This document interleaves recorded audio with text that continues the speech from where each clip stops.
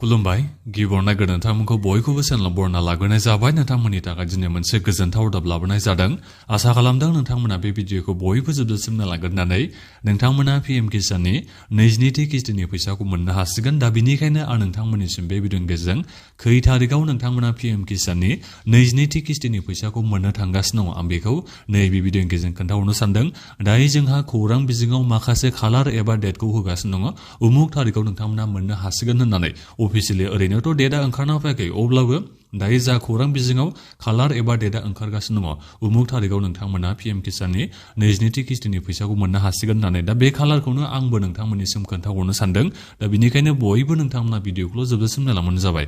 दा बिनि अनगायैबो आं नोंथांमोननिसिम माखासे आपडेटबो खोन्थाहरगोन नैबे पिएम किसाननि फैसा सोनायनि बागैनो। दा बिनिखायनो भिडिअखौ जोबजासिम नायबानो नोंथांमोना गासिबो आपडेटखौ मिथिना मोननो हागोन। दा बिनिफ्राय आंनि नोंथांमोननिसिम मोनसे खावलायनायबो थाग्रोबाय। गिबियावनो गासिबो नोंथांमोना चेनेलखौ साबस्क्राइब खालामना लाग्रोलाय होननानै, जाहाथे नोंथांमोना बेबादिनो नैबे चेनेलनि गेजेरजों स्किमफोरनि आपडेटखौ मोनबाय थानो हायो। दानिया नोंथांमोना खोनासंना लादो।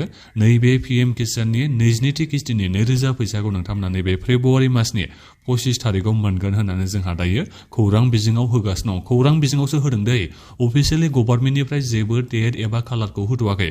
अब्लाबो जा खौरां बिजोङाव ओंखारना फैदों दा बेखौनो आं नोंथांमोननिसिम नैबे भिडिअनि गेजेरजों खोन्थाहरनाय जाबाय। अबयसे नोंथांमोना नैबे फेब्रुवारि मासावनो मोनखानांगौ पिएम किसाननि 22थि किस्तिनि फैसाखौ।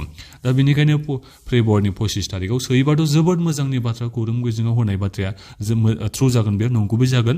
जुदि 25 थारिखआव होआबा आरो माथो खालामनो होननानै बेखौ बुंनो नांगोन आरो। ओरैनोथ' नोंथांमोना फेब्रुवारि मासावनो मोननांगौ पिएम किसाननि 22थि किस्तिनि फैसाखौ। मानि थाखाय? मानो होनोबा फेब्रुवारि मासाव जोंहा दायो मास मोनब्रै जाखाबाय। थिग बेबादिनो जोंहा थांनाय बोसोरनि फेब्रुवारि मासावबो जोंहा पिएम किसाननि 19थि किस्तिनि फैसाखौ सोदोंमोन फेब्रुवारिनि 24 थारिखआव। नोंथांमोना बेखौ मिथिना लाबानो जाबाय। नैबे पिएम किसाननि 19थि किस्तिनि फैसाखौ थांनाय फेब्रुवारिनि 24 थारिखआव जोंहा सोदोंमोन। थांनाय बोसोरनि बाथ्रा बियो। दा बिनिफ्राय आरो सिगांनि बोसोरनिखौबो आं नोंथांमोननिसिम खोन्थाहरनो सानदों। सिगांनि बोसोरावबो बियो आरो नैबे 2024आवबो माने फेब्रुवारिनि 28 थारिखआव फैसाखौ सोदों। दा बिनिखायनो नोंथांमोना बेखौ नायोबा आन्दाजा खालामनो हायो फेब्रुवारि मासावनो नोंथांमोना पिएम किसाननि नैबे 22थि किस्तिनि फैसाखौ मोननांगौ। दा खौरां बिजोङाव जेनेबा 25 थारिखखौ होदों, फेब्रुवारिनि 25 थारिखखौ होननानै। दा एक्जेक्टलि बे 25 थारिखखालि सोआबाबो फेब्रुवारिनि जायखिजाया जोबथा सप्तायाव नोंथांमोना मोनगोनखौ आसाखौ लाबानो जाबाय।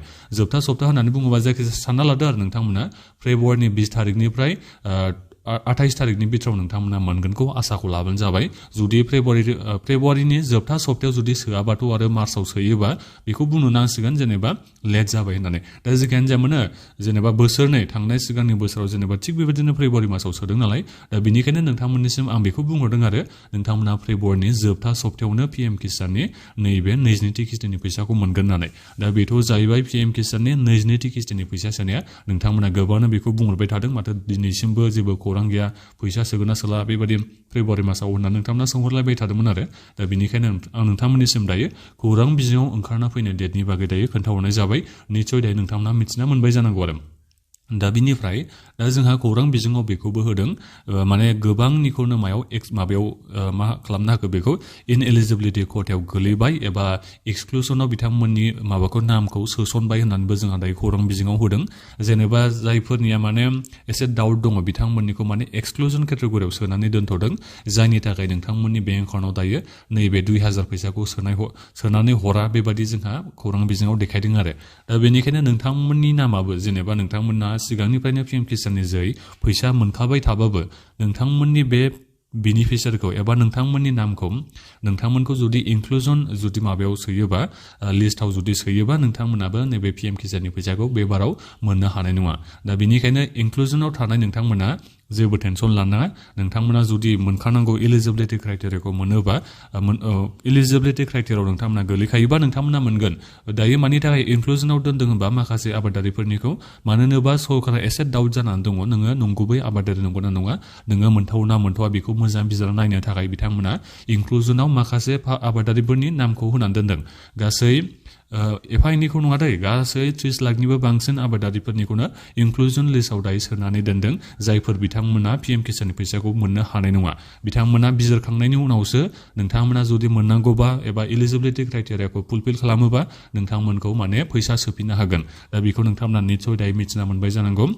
जिखियानो जाया मानो जायफोर नोंथांमोना एलिजिबिलिटि क्राइटेरियायाव दंखायो जायफोर नोंथांमोना मोननांगौ नोंथांमोना जेबो टेनसन लानांगौनि गोनांथि गैया नोंथांमोना पीएम किसाननि फैसाखौ मोनखागोनखा जायफोर नोंथांमोननि नामा इनक्लुजनाव बोरैबा थांफ्लाङोबा बोरैबा नोंखौबो नंखाय बेबायदि सानफ्लांनानै जुदि सरकारा इनक्लुजन लिस्टआव नोंनिखौ होफ्लाङोबाबो बिथांमोना मोजाङै बिजिरना नायखांनायनि उनाव जुदि नोंखौ नंगुबै आबादारि होननानै मिथिना मोनोबा नोंथांमोना मोननो हाफिनखागोन नैबे पीएम किसाननि किस्तिनि फैसाखौ दा बेनिखायनो जेबो नोंथांमोना खामानि मावनो नाङा जेनेबा इनक्लुजन लिस्टआव नोंनिया बोरैबा थांफ्लांबाबो दा बेनिखायनो टेनसन लानो नाङा होननानै आं नोंथांमोननिसिम नैबे भिडिअनि गेजेरजों बेखौ दायो बुंहरनाय जाबाय दानिया आं नोंथांमोननिसिम दायो भिडिअखौ मुक्सआव कमेन्ट खालामनानै सोंहरलायनो थाखाय खावलायदों नोंथांमोननिया माबादि जानानै दङ स्टेटासा मानो होनोबा आं नोंथांमोननिसिम खावलायहरदोंमोन गावबागावनि स्टेटासखौ नाय होननानै दा बेनिखायनो पीएम किसाननि नोंथांमोननि गावबागावनि स्टेटासा माबादि देखायदों जेनेबा पेमेन्टआ प्रसिड जागोन ना जायाखै बेखौ खोन्थाहर एफटिअ प्रसिडआ येस जागोन ना नो जाखो बेखौ नोंथांमोना खोन्थाहर दा बेखौ नोंथांमोना भिडिअखौ मुक्सआव गासैबो खोन्थाहरलायबासो आं मिन्थिना मोनगोन नोंथांमोननि स्टेटासा दायो माबादि जानानै दङ पीएम किसाननिया दा बे भिडिअखौ बयबो नोंथांमोना शेयार खालामदो आरो बिनिफ्राय नोंथांमोना जाहाथे बेफोरबायदिनि स्किमफोरनि आपडेट मोननो हायो बिनि थाखाय नोंथांमोना गासिबो अननानै चेनेलखौ साबस्क्राइब खालामनानै लानो थाखाय आरोबाव नोंथांमोननिसिम जोबनायाव खावलायनाय थाबावबाय दा बेखिनियानोमोन गोजोन्थों